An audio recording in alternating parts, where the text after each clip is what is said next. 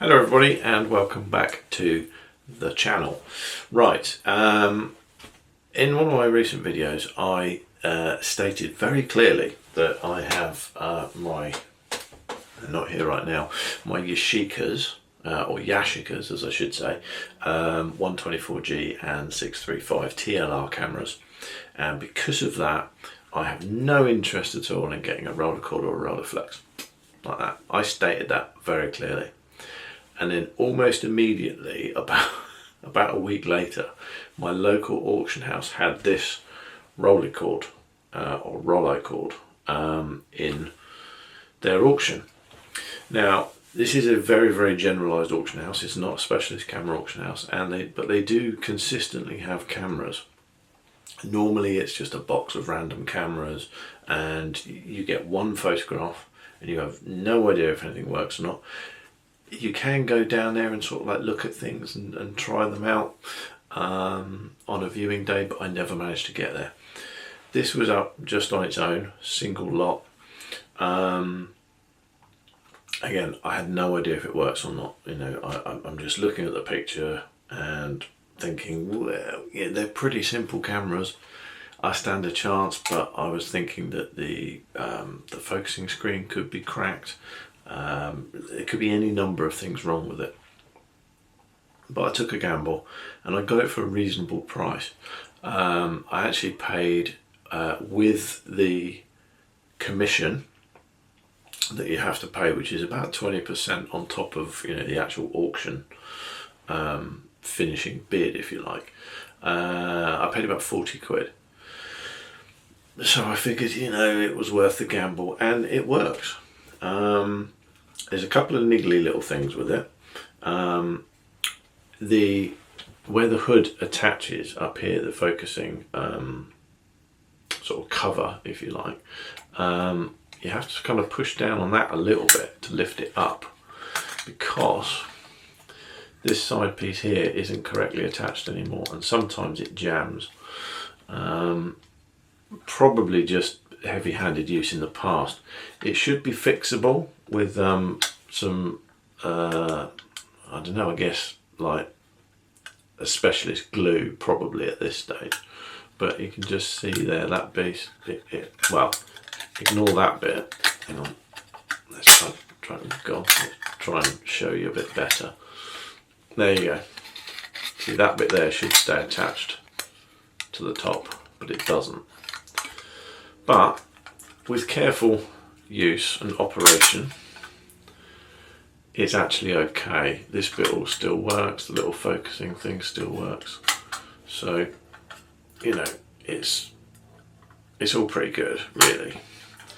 There we go. Let's just flip that up there. So there we go, you see you've got your little magnifying lens there, and it holds in place as it should do, but just need to be a little bit careful with it. The screen, you probably can't see it actually focusing or on anything because there's not much for it to focus on. But that all works, focusing's good. The one major difference that I'm actually gonna be selling this camera. It's not because I don't like it, because I think it's great, and I will show you some example pictures because I shot a test roll of film, because there's no point selling a camera without a test roll of film going through it. The reason I'm selling it, well, there's two reasons I'm selling this. Number one is that the viewing lens, excuse me, stumbling over my words, the viewing lens just isn't very bright. And so the screen inside is a lot dimmer. It's so much dimmer than the Yashicas. That was actually quite a shock. It's just not as large an aperture. It's just not as bright. You know, it's a slower lens in there, so it's going to be less easy to focus. And you know, my eyes are okay because I had them tested recently, but they are old eyes.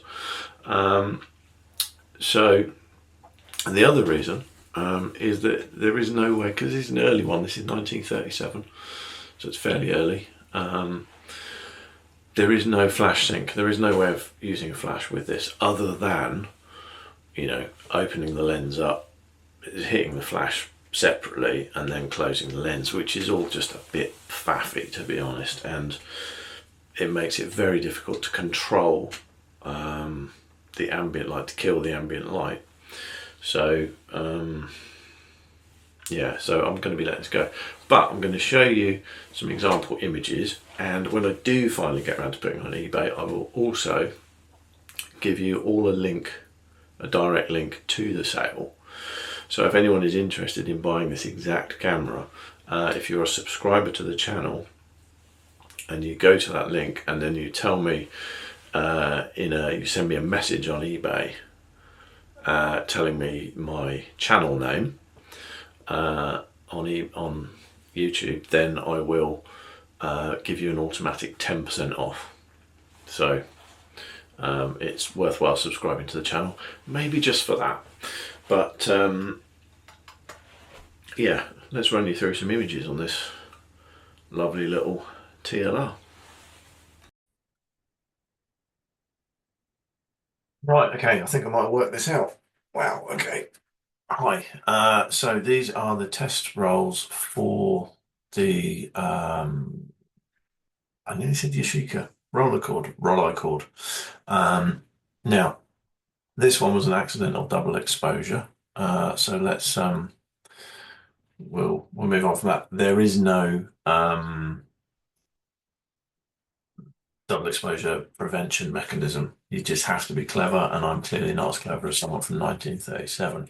So I double exposed this one. It was two shots, obviously, clearly internal shot of some candles, and an external shot sort of just outside. That was the street at night. Such a shame it didn't come out, because I was quite pleased with both of those by the looks of things. Right, this was out on a very grey day dog walk. As I say, this is just a test roll, so none of these photos are outstanding. But we've got a decent range of tones there that are captured. It's done a pretty good job. This is Ted's bench that I found on this walk, and Ted had a lovely spot picked out here, or his family have picked out a lovely spot for him, because this bench is in his memory. And apparently Ted worked the land and loved the land. So there we go. This one, if I zoom this in, look at this. This was just ivy on this tree trunk. That's a pretty impressive capture, actually, I think. So there is no issues with the sharpness of this lens. I mean, I'm let down by my own talents, and so I've got flare either side, but the photo was of this, so that is particularly good, and that photo could easily be edited into a very nice photo. This photo here, if I zoom this in again, it's such a grey day. This little dot here, that is actually the sun. That is how thick the cloud was that day. It's just dismal. Excuse me, I've got a cough. Now, the tiles on the roof of the church are fairly well rendered, actually, and the flint that the church is built out of, bearing in mind that is backlit and all of that, it's you can't fault the camera again, really. This is back on that dog walk again, or possibly the next day. We just got, another grey day. It was just miserable shooting this test roll. Now this one's quite good in that it shows very clearly that whilst the viewfinder is dim, you can very easily focus it still. If you've got a strong subject, it's perfectly sensible to focus it. As I say, this was a very dark day,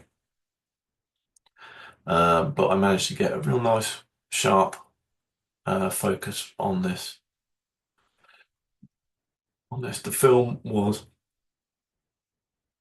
I believe, HP5. yeah, I think it was HP5. I'm just looking up there at the negatives light. It's going to tell me because they're in a box. Um, this picture, now this I sort of exposed this so it was almost in silhouette because I wanted the I didn't want this bit blown out. But on reflection, I decided actually it'd be interesting to see how much detail have been captured in this. So in a minute, there's one that I've like really boosted up to see how much of the detail in that shadow side of the box I've captured there. So moving on, snowdrops. It's that time of year. Galanthus of some variety. Not entirely sure which variety these are, but that's a nice close up testing depth of field. There's no special thing. You can actually see in this photo, you can start to see there the edge of the swirl. You see we've got the in focus element there with the outer focus, and then around the edge of the lens you get that really nice, well personally I like it, swirl. So it does render these images really nicely. Here is the reworked image that I've just blown up. We can see dust spots on here. Sorry about that. Bits of fluff. But yeah, the writing is there. I did actually push this further. I really, really blew out the exposure on this. But I didn't like it as much. So I took it back. But it was actually possible to read all of that. So pretty pleased with that. And that is the end of the view through the things. I only got, I think, 9 shots because obviously I double exposed towards the end, but the rest of the time I kept sort of forgetting that I had wound on and then thought, I'm not sure if I wound on or not. So I wound on again and ended up with a blank frame. But of all the ones that came out, I mean, I can't fault the camera. I can only fault myself. Um, it's a lovely little thing. It's a really nice little lens. Um, and now I kind of want to keep it, but but I shouldn't. I should try and fix that hood a little bit, and then, as I say, pop it on eBay.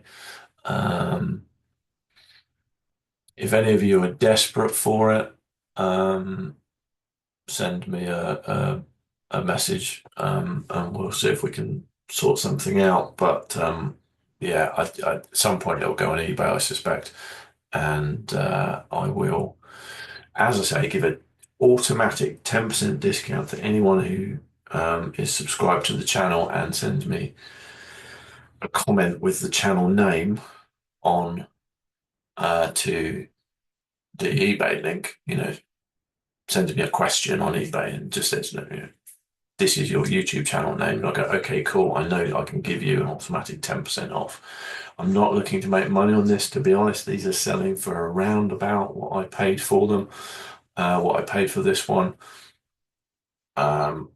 So, you know, if you get 10% off of me, um, if you're abroad, bear in mind if you're watching this from another country, I don't know how the import fees will work, so you may end up overpaying, so you might be better off looking in your own country for one. But I can highly recommend it as a fun, simple little camera that just frees you from the tyranny of a light meter and is it overexposed, is it underexposed? You just look at the scene, judge the light, and give it a go. I mean, it's great, So there we go. Sunny 16ing or Sunny 11 is probably more accurate in this country. To give it a go and work out what you can do. Thanks for watching. Oh, and don't smash anything. Maybe if you've enjoyed this video, just tap the subscribe button. Don't smash it. We don't need to do that. And possibly give it a thumbs up. And comments are always welcome. I don't care if they're good, nice, horrible, whatever. You're an idiot. It's fine. I'm big enough and ugly enough to cope. So thanks ever so much for watching, and I will see you again soon.